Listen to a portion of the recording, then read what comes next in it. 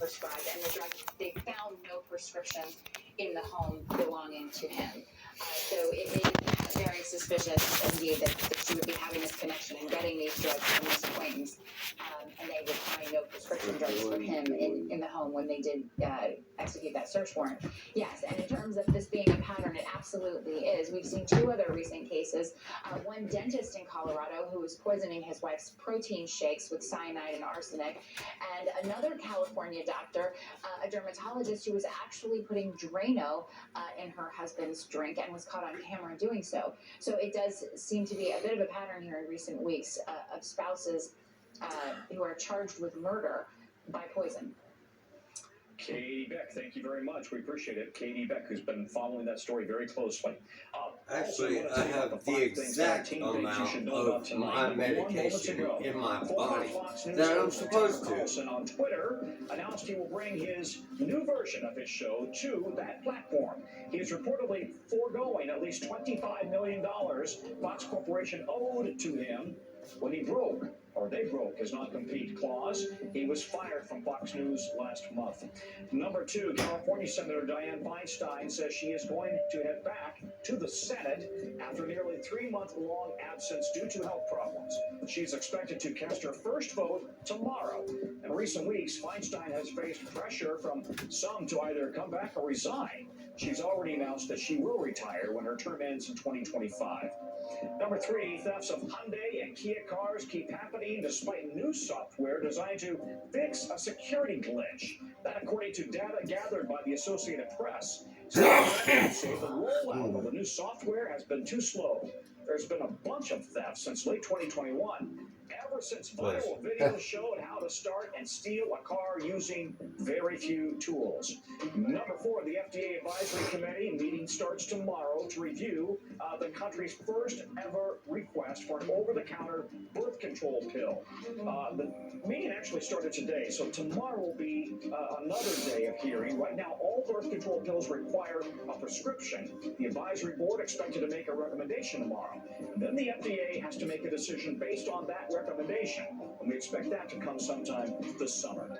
Number five, the Texas Army base Fort Hood was renamed today to Fort Cavazos, after the first Latino 4-star general, Richard Cavazos, was a Texas-born Mexican-American who died in 2017. His career spanned 33 years. For the last 8 decades, the base was named after a Confederate general. A Florida judge today seems skeptical of Tiger Woods' ex-girlfriend's claims in an ongoing legal battle about a non-disclosure agreement. His ex, Erica Herman, asked the court to invalidate the NDA that requires their legal disputes to be privately decided by an arbitrator instead of an open court. Her lawyer says Herman does not remember signing it and does not recognize her signature. And now Herman is accusing Woods of sexual harassment, saying Woods forced her to sign an NDA about their relationship or else be fired from her job. She was managing Woods' Palm Beach County restaurant. Woods' attorneys have previously said that this is utterly meritless. And this is just the latest public scandal for Woods, from his affair and divorce, DUI, then the rehab, and the major car accident. Sex addiction. Following all this from Florida. Sam, this seems very complicated. Well, so what if you like sex? What's the argument here, and how did the judge respond in court today? Yeah, Tom, it seems complicated because it most certainly is complicated. At this point, the judge has to decide. She hasn't yet whether or not to push all of this into private arbitration or to hold another hearing to explore the validity of the NDA. Now, let's talk about big picture first. The big picture is that Erica Herman wants to sue Tiger Woods Trust for $30 million for being removed from her home, locked out, and she says that there was a years-long promise of being able to live there that he broke. But under the NDA, that cannot proceed in civil litigation.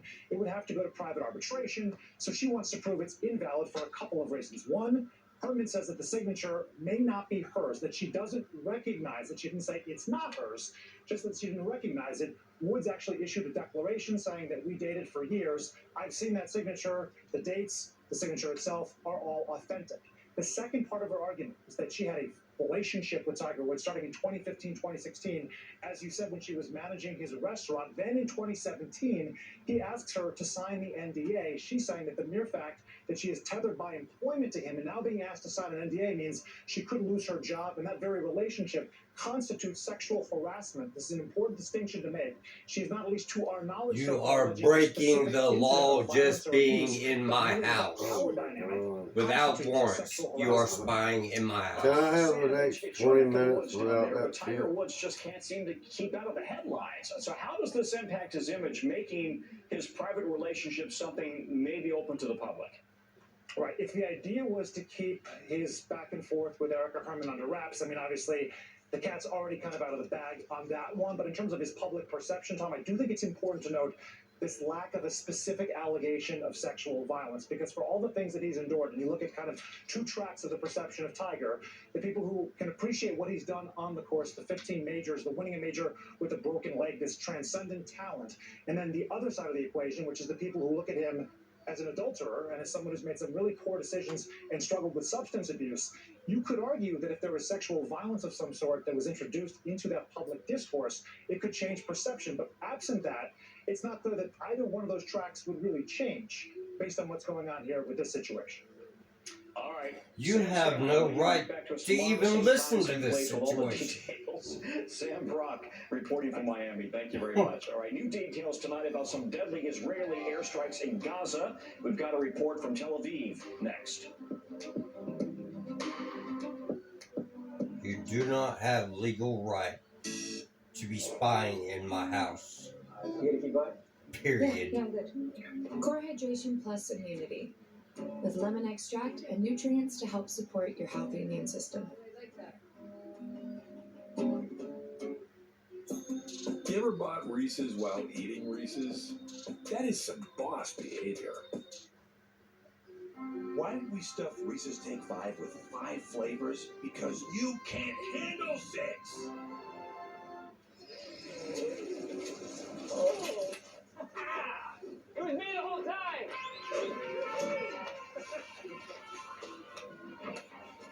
Well done, ma'am.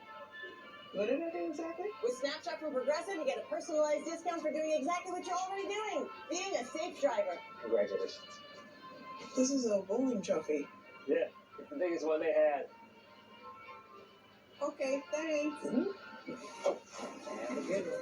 Avoiding triggers but still get migraine attacks? Qulipta can help prevent migraine attacks. Qulipta gets right to work, keeps attacks away over time. Qulipta is a preventive treatment for episodic migraine. Most common side effects are nausea, constipation, and tiredness. Ask your doctor about Qulipta. Ready to shine from the inside out? Say yes to Nature's Bounty Advanced Gummies and Jelly Beans, the #1 brand for hair, skin, and nails, with 2 times more biotin to bring out more of your inner beauty. Get more with Nature's Bounty. Thanks for tuning in. I'm Gotti Schwartz. Here are the stories we're following tonight. Stories keep coming here in California. The U.S. government just declassified this video. A lot more stories trending like crazy on social media. A controversy hitting lawmakers against young voters. What's the state of crypto today? What is going on when we're looking at trends there? Another mind-bending story on artificial intelligence. This is what my voice sounds like when I clone it. You gotta see this. Stay tuned now. Weeknights at 8 Eastern, 5 Pacific on NBC News Now. How police say they found a missing 8-year-old boy after he disappeared from a campsite in Michigan. And this is a good story. That's later in the local. But first, Israeli airstrikes in Gaza today killed at least 15 people, including children. That according to the Palestinian Health Ministry. 3 of those killed were senior commanders of the militant Islamic Jihad group. Israel's president claims the commanders were responsible for firing rockets toward Israel last week, saying, in his words, "Whoever harms us, we will strike at them with great force." The strike sets the stage for potentially more heavy fighting between the two. NBC's Rob Sanchez on the ground for us in Israel. Tom, hundreds of bomb shelters have been opened all across Tel Aviv as Israel braces for possible retaliation from Palestinian militant groups. Rodney Ferris, you don't have any business in my house. Early this morning, as you said, those Israeli strikes targeting and killing 3 senior figures from Palestinian Islamic Jihad. Israel's military says one of those commanders was responsible for firing 100 rockets from Gaza into Israel last week, and they say he was planning more attacks to come. But those strikes also killing 10 civilians, including a number of little kids, the youngest of whom was a 5-year-old girl. And Tom, there is a heartbreaking video making the rounds on Palestinian social media tonight. It shows a different girl asking, "Where's my daddy?" She doesn't know that her father, who's a prominent local dentist, was killed in the strikes alongside her mother and her brother. Now, Israel's military says it does not deliberately target civilians. It does everything it can to reduce harm to innocents, but that these militant leaders were hiding among the civilian population. But the United Nations is saying tonight that this level of civilian casualties is unacceptable. And I will say these strikes were carried out at 2 a.m. in residential areas when families were sleeping, making civilian casualties almost inevitable. Now, we have heard from Israeli Prime Minister Benjamin Netanyahu tonight. He is warning the Israeli population that this round of fighting could go on for several days, and schools are closed in the south of Israel. A number of major roads are closed in the south of Israel right now. The big question on the mind of Israeli military commanders is whether Hamas, the more powerful of the Islamist militant groups in Gaza, is going to throw its full weight behind Islamic Jihad, because if it does, there is a real risk here of an all-out war. Tom? All right, Roth, thank you very much. The U.S. today announced another big round of military aid to Ukraine. $1.2 billion more for ammunition, training, equipment as Ukraine's war with Russia continues to rage. The U.S. has now given $37 billion in military aid to Ukraine since Russia invaded. And the news comes after another big missile attack on Kyiv and other towns across Ukraine today. The government sources say I don't believe anything they targets say. or were shot down. It is the 5th time Kyiv has been attacked in the past 9 days. Meanwhile, in Russia today, a very scaled-back parade on a national holiday as troops paraded through Moscow's Red Square, marking Victory Day, the defeat of Nazi Germany. Just a single World War II tank, part of the procession. President Putin spoke for just 10 minutes, again saying the war in Ukraine, which Russia launched last year, was, quote, a product of the West's greedy, corrupt plans. Coming up, people called police when this thing hit their house. They're going to want to hear exactly what it was and where it came from. That's coming up in a local. And those are the kids we're going to tell you about. New York City schools will start soon changing the way that they teach kids how to read. Why the person in charge says I want you to stop talking about needles on my radio station. How about your school when we come back? Because that means other children are listening about needles on the radio. Choosing a treatment for your chronic migraine, 15 or more headache days a month, each lasting 4 hours or more, can be overwhelming. So ask your doctor about Botox. Botox prevents headaches in adults with chronic migraine before they even start. It's the #1 prescribed branded chronic migraine treatment. So far, more than 5 million Botox treatments have been given to over 850,000 chronic migraine patients. Effects of Botox may spread hours to weeks after injection, causing serious symptoms. Alert your doctor I right need away. a good Difficulty wife. swallowing, speaking, breathing, eye problems, or muscle weakness can be signs of a life-threatening condition. Side effects may include Well, allergic oil reactions, wife. neck and injection site pain, fatigue, and headache. Don't receive Botox if there's a skin infection. Tell your doctor your I ain't medical no history, Reese muscle and nerve Eve. conditions and medications, including botulinum toxins, as these may increase the risk of serious side effects. In a survey, 92% of current users said they wish they talked to their doctor and started Botox sooner. So ask your doctor if Botox is right for you. Learn how AbbVie could help you save on Botox. Bread doesn't go bad after a day. So why would we just give it away when we can still sell it? Because, well, bread doesn't go bad after a day. And while donating it may be a small act in this world, on this table, it will be big. It still does not give you the right to illegally spy in my home. Hey, I'm Hallie. It's good to be with you tonight. The debt ceiling. Here's why this matters. Please, don't have your eyeballs glaze over. Here's why this matters. Talk to us about what we're supposed to call this. Is it a bailout? Is it a backstop? There's a difference because it matters whose money is being used to prop up these banks. We think we're getting close to this news conference. I will be honest with people. This is like an awkward moment where we think we're like right there. You're gonna have to like tap dance with us maybe a little bit. If you have my tap dancing shoes on, not to worry. Little bit does not have the right to spy in my house. Okay, guess what? New York City is changing the way it teaches kids to read because the city's school chancellor says they've been doing it wrong for the past couple of decades. The country's biggest school district will now focus on something called the science of reading. Over the next 2 years, the city's 32 school districts will use evidence-supported methods like phonics, which teaches kids how to decode letter sounds and avoid strategies like teaching kids to use picture clues to guess words. Now, this is a big and persistent problem for New York, as about half of the city's kids in grades 3 through 5 are not proficient in reading. Black, Latino, and low-income children struggle even more. And for the country writ large, the Department of Education reported last year that more than 2/3 of U.S. fourth graders are not proficient in reading either. NBC's Yamiche Alcindor joins me now to talk about this. All right, what makes the New York City school authorities believe that this is the fix that will hopefully get the kids back on track? Well, the New York City Schools Chancellor, David C. Banks, says that the way that they've been doing it is just wrong. And he really believes that this is going to turn into what he calls a massive turnaround where more children will be proficient in reading. And I want to walk people through what he's really going to be forcing 32 school districts of New York City to do. The first, and there's 3 curriculums that they're going to be choosing from. The first is Wit and Wisdom. It's known for its robust focus on knowledge building. It's what's important, he said, for helping students understand what to read. There's also going to be another program where explicit phonics are going to be used. This includes texts that draw from concept in other subjects like social studies, and they're going to have more robust writing component. And then there's interreading. It's more of a traditional option. This program uses text written specifically to teach reading. So this is going to be a big change, and it's not optional. You're going to have to pick one of these 3 unless you have a real form to opt out. But the school chancellor is saying you're going to change.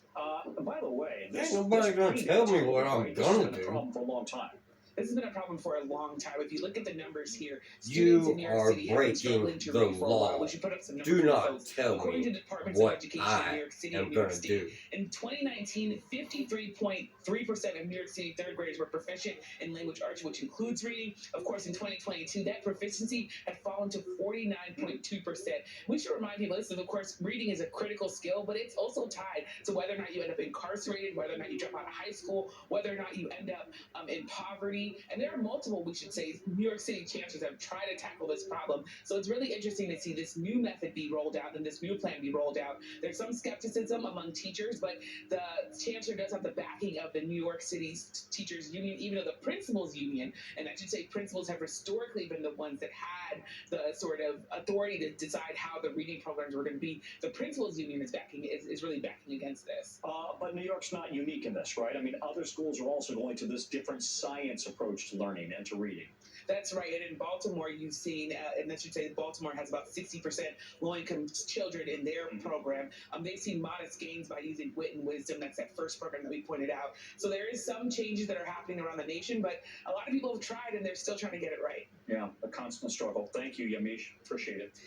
NBC News covers hundreds of stories each day, and because you couldn't possibly read, watch, or listen to all of them, our bureau teams have done it for you and for me. This is what they tell us is going down in their regions. The segment is called The Local, as you know. From our Midwest Bureau, a second grader was found after disappearing for 2 days while camping in Michigan with his family. Wow, Police say the actual 8-year-old good took story. shelter under a log. Now that's what I like to hear on the About news. 2 miles from the campsite, search teams found him after he made a sound that they first thought sounded like a bird.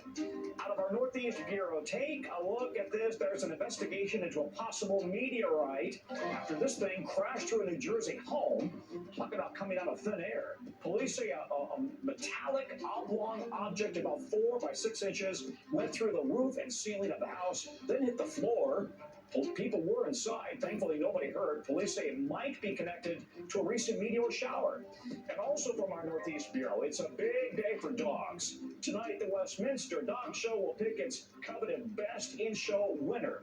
2,500 dogs are signed up to compete.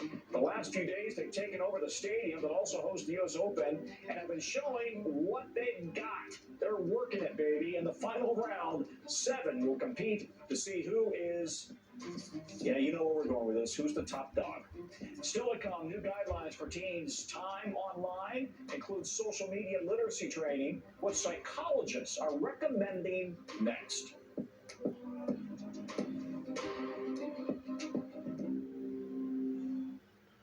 HelloFresh has made my life so much easier. It gives you all you need to make a really delicious meal right at home. I love the fact that they always send me something different that I never would have made. They just have the most amazing recipes delivered right to your door. Wide variety, pre-portioned ingredients that help make sure you don't waste money on excess food. Easy, affordable, really, really good and flavorful. Tastes so good. Oh my God.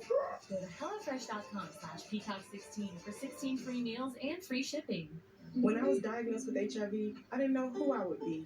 But here I am, being me. Keep being you and ask your healthcare provider about the #1 prescribed HIV treatment, Biktarvy.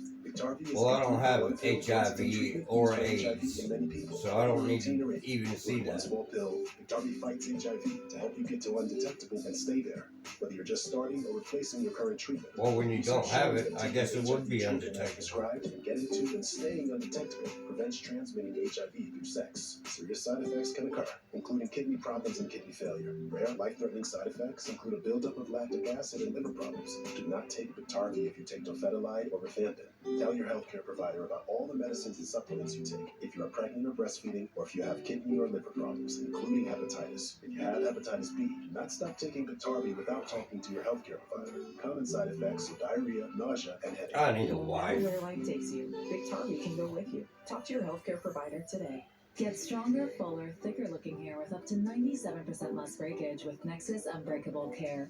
Fine hair bounces back stronger.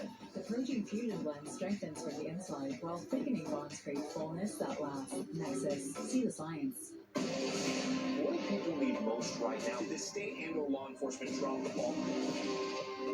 Migrant families now stranded in Mexico. What's the World Cup experience been like? It's your news playlist. Top story with John Collins. Weeknights at 7 on NBC News Now.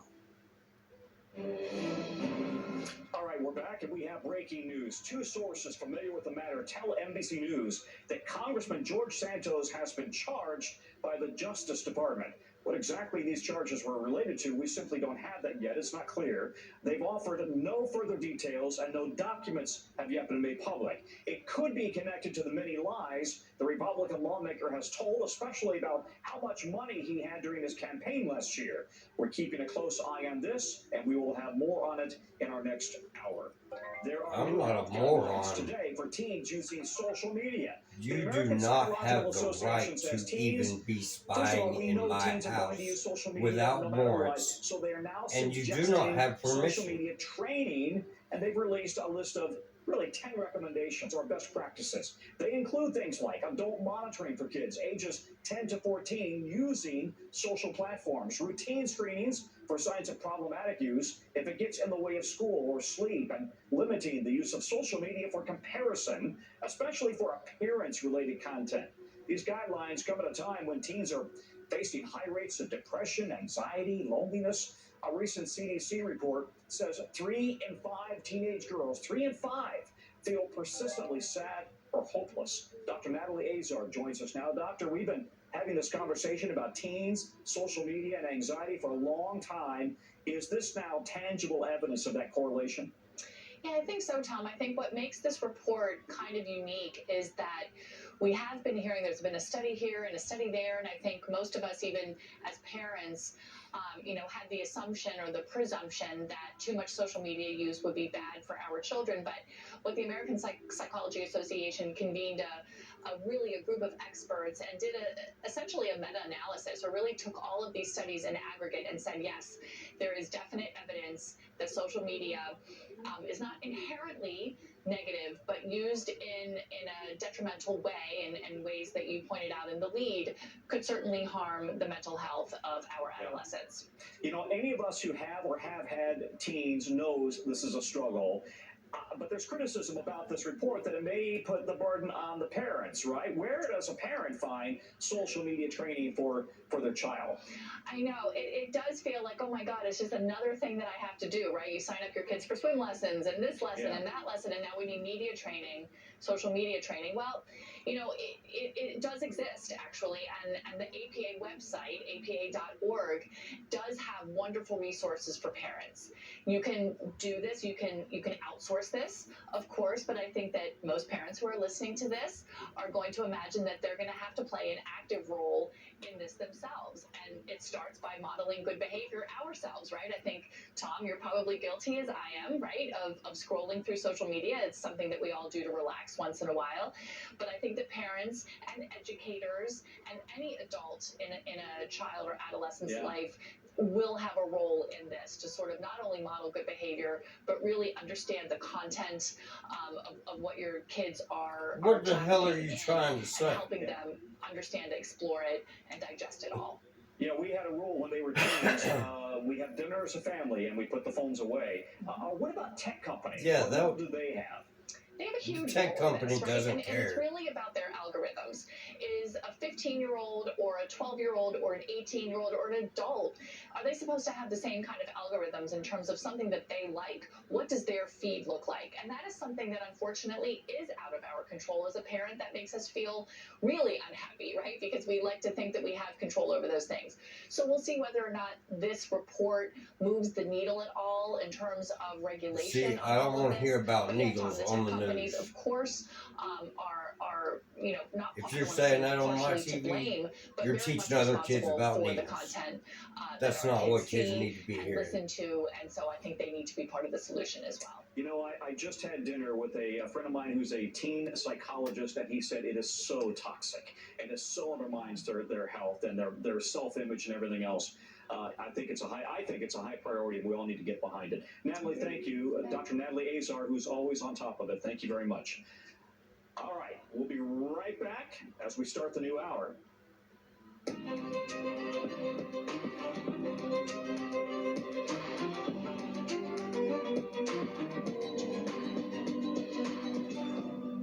That was quick, right? Top of the hour on NBC News Now. And the vibes out of the White House right now, not good. With House Speaker Kevin McCarthy saying he didn't see any movement in tonight's meeting with President Biden on the debt ceiling. Democrats saying Republicans are trying to take debt default hostage. What does that mean for a looming crisis that could create a nightmare for you and for me and for the entire global economy? Plus, the verdict is in. You've heard it by now. A jury says former President Trump did sexually abuse and defame the writer E. Jean Carroll. The jury ordering him now to pay $5 million. Will the verdict affect his current bid for the White House? This is just into our newsroom as well. Police laying out new updates on the investigation on that shooter in Allen, Texas, and we are going to be live on the ground. Plus, Tucker Carlson may soon restart his show, but not on TV, on Twitter. But it will cost him, we think, big time. And a story straight out of a novel, quite literally, the wild story of a children's book author who wrote about grief. What news channel is this? NBC? And more on the breaking news that we broke just a few minutes ago. Sources telling our team that the Justice Department is filing charges against Republican Congressman George Santos. We'll have that later in the newscast. Good day, I'm Tom Costello. Busy day, and I'm in for Hallie. Right now, the fate of the global economy is in serious jeopardy because in just the last hour, congressional leaders are saying that there was no movement in this key meeting between President Biden and leaders on Capitol Hill on a hugely important question. Will the U.S. raise its borrowing and spending limit to avoid a default that most economists say would be catastrophic? We are just now. Why are we still sending money over to another country if we're having money problems? Says that the two sides will meet again on Friday. In the meantime, he's blaming the president and the Senate, saying that the clock is running out. I was very clear with the president. We have now just 2 weeks to go. If Chuck Schumer could pass something, we'd go to conference right away and solve that. But I don't think Chuck Schumer can pass anything. They haven't dealt with it. The Treasury Secretary agrees the time is not on their side right now. Janet Yellen is saying that Congress must act by June 1st, or the U.S. will, in fact, run out of money. Now, the White House, Democrats, and Congress, they don't want any strings attached This here. is They all want Republicans politics. to agree to raise the debt ceiling, just like lawmakers have done every time since 1960, 78 times. And the Senate's top Democrat, Chuck Schumer, says it is McCarthy who won't take default off the table. Instead of him giving us a plan to remove default, he gave us a plan to take default hostage. And that is a shame, because that makes things more complicated. But McCarthy is standing firm, refusing to agree to a so-called clean hike. No strings attached. Quite the opposite. He wants budget cuts. And most economists agree that doing nothing could be a disaster, in their words. The White House's economic team says even coming close to that June 1st deadline could cost 200,000 people their jobs, 500,000 if there's even a brief default. And if this fight goes on, how many is artificial intelligence costing people? How many jobs are? How many people are losing jobs because of artificial intelligence? The president on Friday, we're told. What does that set up for this week? Apparently today didn't go so well. Well, that was a big question we had going into this meeting, Tom. This was likely to be just a starting point for these talks. Well, I'm tired of Lee was coming out of harassing me because of what his daughter done. You have that answer. The fact that Friday is when all four of these leaders are going to be returning to the White House, we understand. And from a source that I just spoke with, it was the president who invited them and who proposed that Friday deadline, and they agreed to come back for another round of talks. So that signals and confirms something we suspected, which was there wasn't going to be any kind of a major breakthrough or resolution today, but it would be an agreement to keep the communication going, to keep these talks. And something that was going to be advancing in the coming days is that the staff harassment involved here from the White House and all of the congressional offices are also going to be talking in the next couple of days before Friday separately on the budget issue here. And that's important because Republicans I'm sick of every one of you harassing the debt ceiling with and passing my a father budget and trying to really rein in some spending. That's their major priority. The White House has said we don't want to even negotiate when it comes to the debt ceiling, and we want to keep the talks on anything budget related on a separate track. So that signals to me as well that there is a little bit of advancement just on agreeing at least to keep those conversations going, and then again to come back to the table Friday. The question is, can anything really be done between now and then to advance anything beyond Friday's talks, Tom? Real quickly, let's play something that Mitch McConnell, the Republican from the Senate, said just a few minutes ago. The United States of America is not going to default. We are having a debate here. We ought to have at least some restraint on our spending related to the debt ceiling.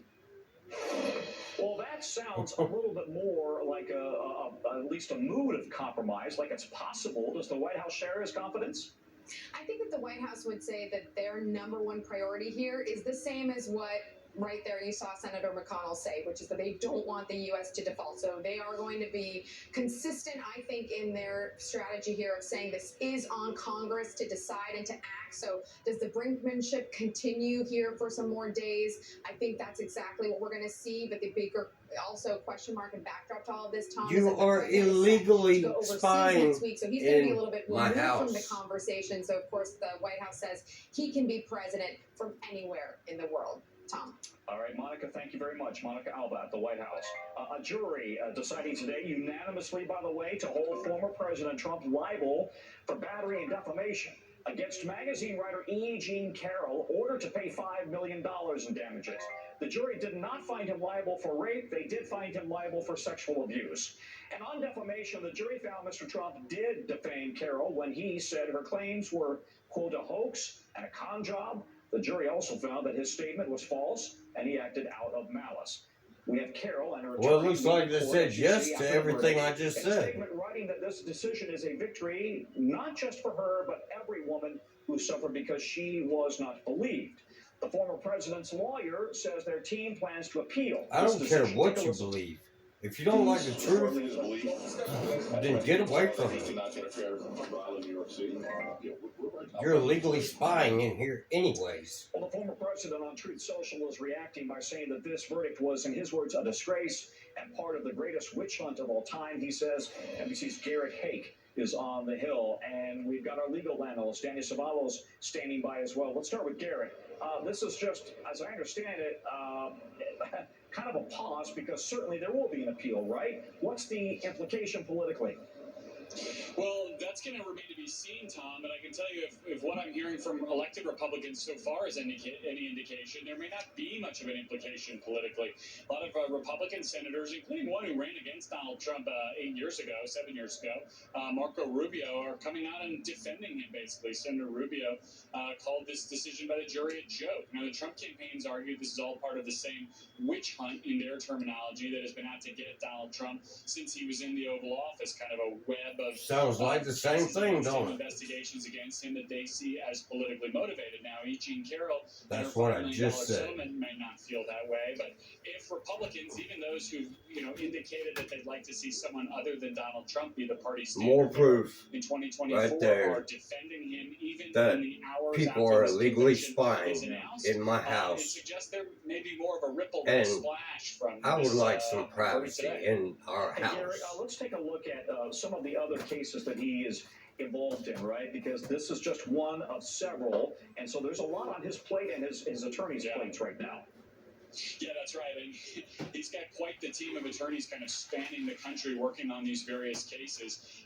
Look, this case had kind of flown under the radar among politicos and, frankly, even people like me who've been covering the Trump campaign. It had not gotten as much press. It had not gotten as much attention, in part because it is a civil case, not a criminal case. And unlike one of the federal cases on your spiderweb graphic and the Georgia case, it doesn't involve those efforts to overturn the election. And those have always been seen, including by the Trump campaign, as the bigger threats to him politically, particularly the Georgia case, just because what we know about the available recorded phone calls, plural, with Donald Trump. He's telling you she's lying about the sex. Seem to be quite damning. Now, whether these things ever come to fruition legally, none of those cases have been charged, is one question, and whether Trump's Republican rivals, should they choose to kind of make a political case against him based on any of this, is also the other open question, right? Like, these things can only be used against Donald Trump if someone decides to pick them up and use them. Now, you can bet Joe Biden and his campaign will do it in a general election, but so far in the primaries, at every opportunity these Republicans have had to say this should be disqualifying for Trump or reflects negatively on his character, they hug him instead. And if that's the case, you're making it pretty easy for him to walk right back into the nomination. Garrett, thanks for that. Let's bring in Danny Savalos, our legal analyst. Danny, what do you think was the most incriminating evidence here that worked against him? I'm thinking of the tape from Access Hollywood, and also the deposition. It doesn't appear from an outsider's perspective that deposition went well. Think about it. All the evidence that people seem to agree was the worst for Trump really wasn't evidence that came from the testimony of E. Jean Carroll. It wasn't direct evidence or eyewitness evidence, in this case, by the victim. It was a bunch of other evidence. Almost all of it was created by none other than Donald Trump, and created as an unforced error. In other words, Trump didn't need to say that Carroll wasn't his type. That wasn't really responsive to any question. He also didn't need to double down on the Access Hollywood tape and defend his statement back in 2005 and say that, no, it's true. This is the way it is for celebrities, unfortunately or fortunately. All of that evidence was Trump shooting himself in the proverbial foot. It was not something that he needed to put out there. He could have just denied, which he did for most of the deposition, and then he veered into Trump improv. Yeah, now former President Trump's team really, they didn't mount much of a defense. They didn't call any witnesses, and his attorney said because they couldn't prove a negative. So how big of a difference did that make, the fact that they really didn't have anybody to counter these claims, and Trump himself didn't appear on the witness stand? No, I actually think that was consistent and probably a very viable defense strategy. The strategy they always employed was, this isn't true, so how are we going to call witnesses to say that something never happened? And in addition, they always said that, look, the plaintiff in this case can't articulate a specific date that this happened. So how will we go out and develop an alibi? We can't do it. So I'm not surprised. It kind of borrows from a criminal They defense haven't theory, even which tried. is that the less evidence you put on, the less that you might step on a landmine. And everything with Trump evidence is arguably a landmine. So maybe this was the best strategy they could come up with. I don't necessarily think it was a bad one. Yeah, Danny, thank you very much, Danny Savalos. We've got some other breaking news, legal news. Two sources familiar with the matter tell NBC News that Congressman George Santos has now been criminally charged by the Justice Department. And we're also just learning that Santos is expected to appear in court in New York tomorrow.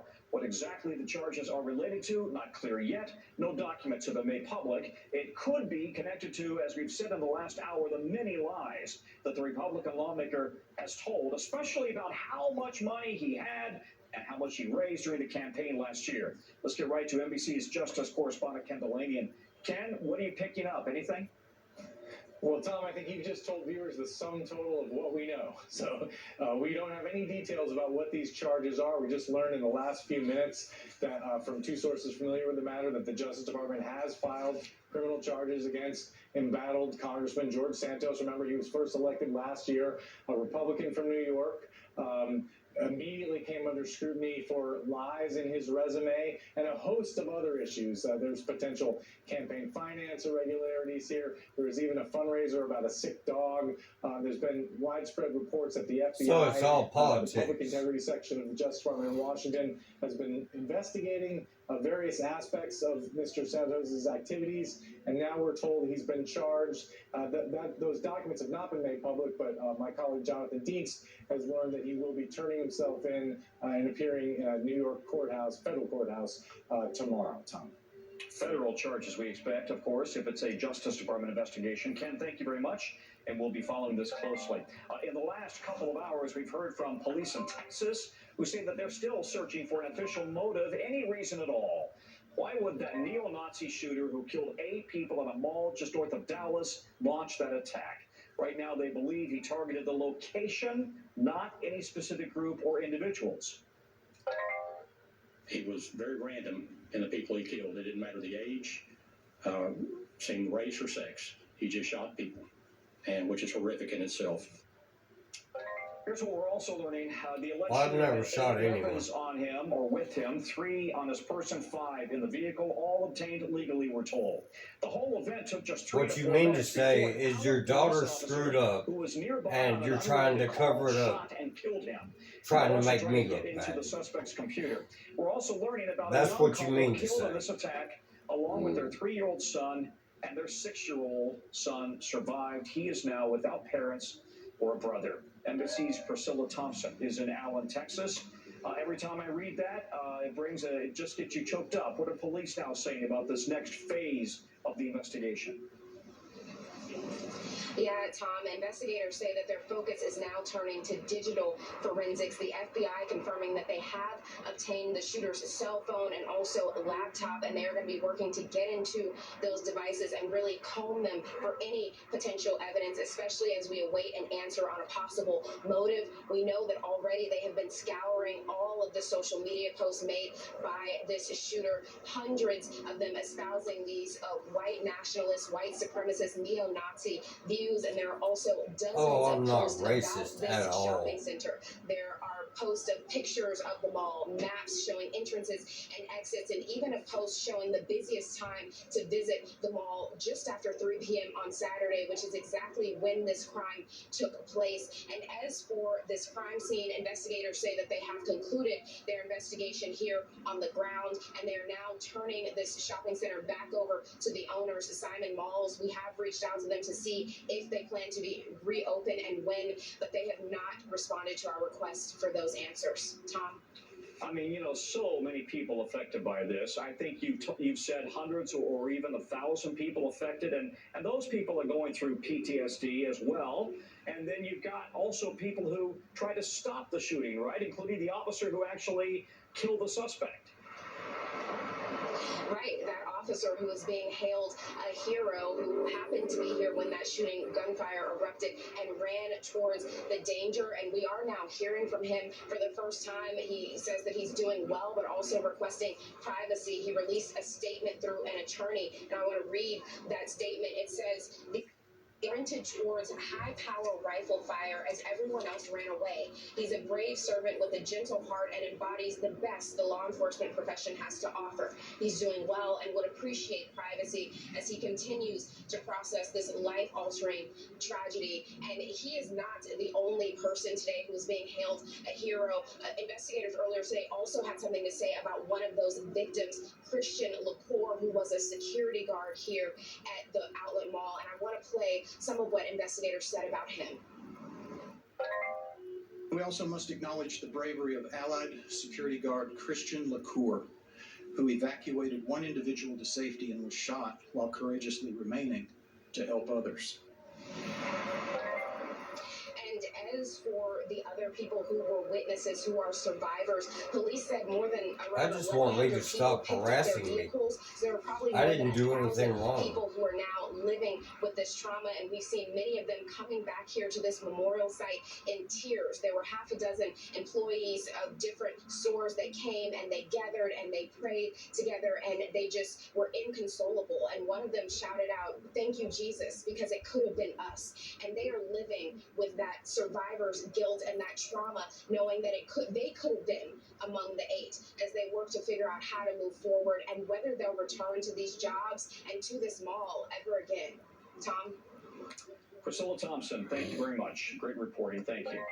Further south, tensions continue to build at the U.S.-Mexico border with a little over 48 hours until the public health law known as Title 42 expires later this week. The Biden administration admits that's what's coming next. It's a work in progress. Take a listen to this.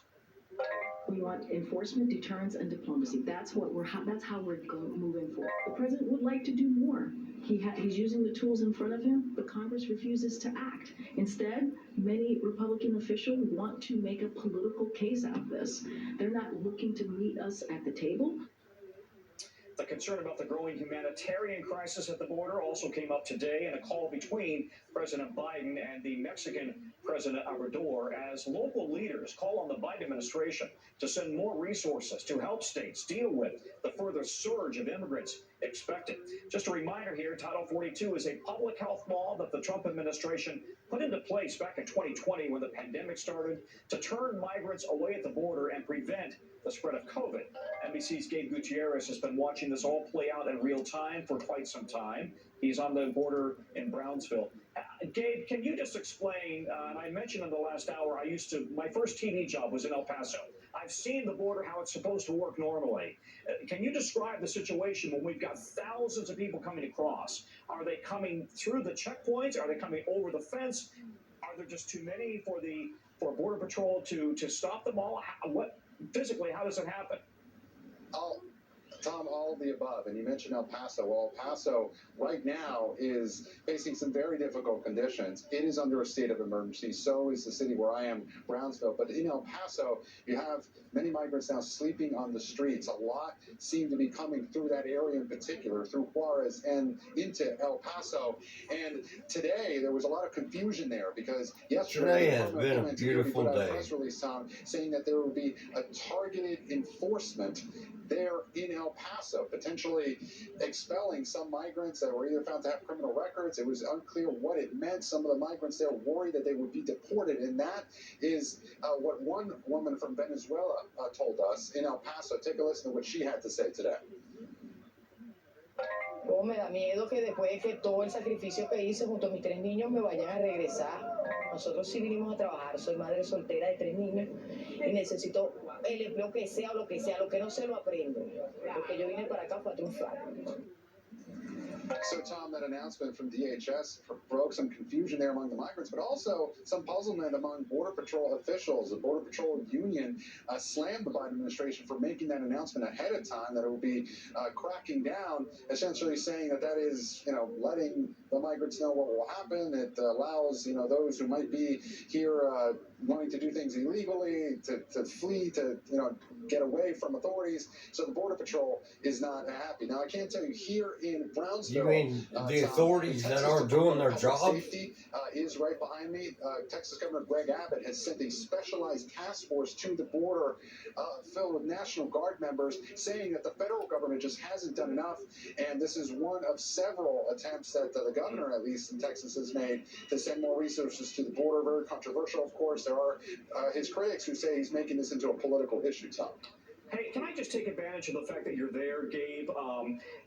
Can you explain to me, why are all those folks just staying right there on the streets in El Paso, in Brownsville? Why are they not attempting to move into the heartland, if you will, go further, or are there simply too many law enforcement and Border Patrol agents to stop them from moving further into the United States? Well, let me show you where we are. We're in Brownsville. This is one of the border fences here. This is the Texas Department of Public Safety. There are, some officials here chatting at the moment. This is a mobile command unit. Beyond this fence, Tommy, some Humvees. This is an area that has Border Patrol. It has Texas Department of Public Safety. It has local police. Now, this is one of those so-called hotspots where migrants come here. Hard to see from our position because we're not allowed to get any closer. But there are hundreds that have come here through today on the other side of here, and they do come to this area. They're picked up either by local officials who then have to wait for Border Patrol to come process them, but there is a significant number of migrants that come through this area. There are parts of the border that do not have enough Border Patrol agents, and that is why Texas Governor Greg Abbott says he is sending the state resources down here. There will be critics, however, that look at this and say, well, this is just part of, Texas has been dealing with migration for so long. I don't know who Gabe is. The issue is, Tom, the numbers are extremely high right now. You can debate why that is. It could be a backlog from the pandemic, but the numbers are high. There's no way around it. And the concern is among the Biden administration's critics, they don't have a plan in place to be able to deal with that. Secretary Mayorkas is detailing more of those plans tomorrow. He's set to lay those out. Again, Title 42 set to expire in just over 48 hours, Tom. And these people are desperate. I mean, regardless of what side of the fence you're on, these people are desperate. Gabe, thank you very much. You mean they're scared because they know that they